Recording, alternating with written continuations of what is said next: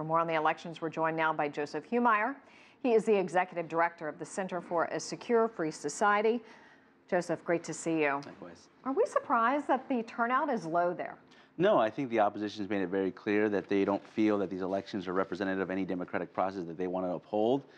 They feel, actually, going back to 2013, they feel cheated in the presidential election of 2013 where Maduro became president. They feel cheated that they weren't allowed to have a recall referendum last year. The October 15 gubernatorial elections this past, earlier this year. So they don't feel like they've had equal representation or been given a fair shot at this electoral process. So they just basically decide to not participate in this one. Well, still, you think, I mean, things are bad. Things are rough. Yeah. You know, you've got a sluggish economy, shortage of food, medicine.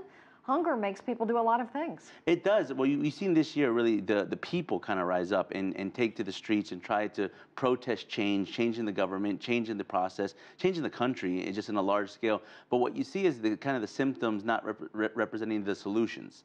And it's interesting to me that, in the October 15th, the gubernatorial election, that the majority of the governors came to the ruling party. That's like as if you were diagnosed with diabetes because you eat too much sugar, then you just go back to sugar to get more solutions for your diabetes. It doesn't make any sense. So I think that's the sentiment that's being portrayed in the mayor elections. If they don't think that this is a fair game, then there's no point in playing. All right, so what does this mean for the presidential election? We assume Maduro is going to run next year. Yeah, I think the point that your colleagues made at CGTN is very poignant. I think the elections won't wait till December of 2018. I don't think the country can wait. The humanitarian situation, the economic situation can't wait until the end of next year. I think they're going to try to push for those elections sooner, and they're going to try to push for the removal of Nicolas Maduro. I think they're going to try to bar him from being able to run for president because of either illicit ties to narco trafficking or maybe just, frankly, other democratic violations, human rights violations that he's committed in the country. People have tried to stand up in the past and they wound up in jail. Correct. I mean, it's a very big risk. And ironically, I think what these mayor elections that are being held today, what they've done is they somewhat unified the opposition. The opposition most recently has been very divided. Folks that believe in dialogue, folks that believe in protest, they haven't really been seeing on the same page, but what you're seeing is a unified opposition towards these elections to just sit it all out. That, in many ways, has brought them together more than divided them apart. Well, they've feared imprisonment in the past. Why wouldn't they fear it this time around as well?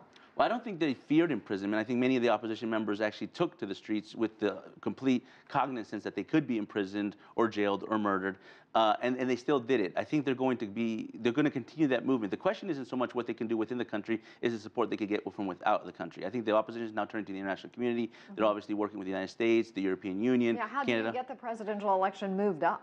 I think you're going to have an international call from the OAS, from multilateral bodies, the United Nations, and the European Union, and others that say almost demand it of the state of Venezuela and say, listen, we want to see a democratic change earlier than December 2018. And who will be the opposition? Let's see if they'll unify behind one candidate. I actually don't believe that they're going to be able to unify behind one candidate. I think you're going to see several candidates. Most likely, you might see the President of the National Assembly, Julio Borges, perhaps Maria Corina Machado, who's a leading opposition figure, and other folks. But what they'll need to do if they have any shot of winning any kind of election is they're going to have to unify behind one candidate. But frankly, elections hasn't shown that they can produce results in Venezuela. All righty, Joseph Humire, we're going to leave it right there. Thank you. Great to see you. Thank you, Sue.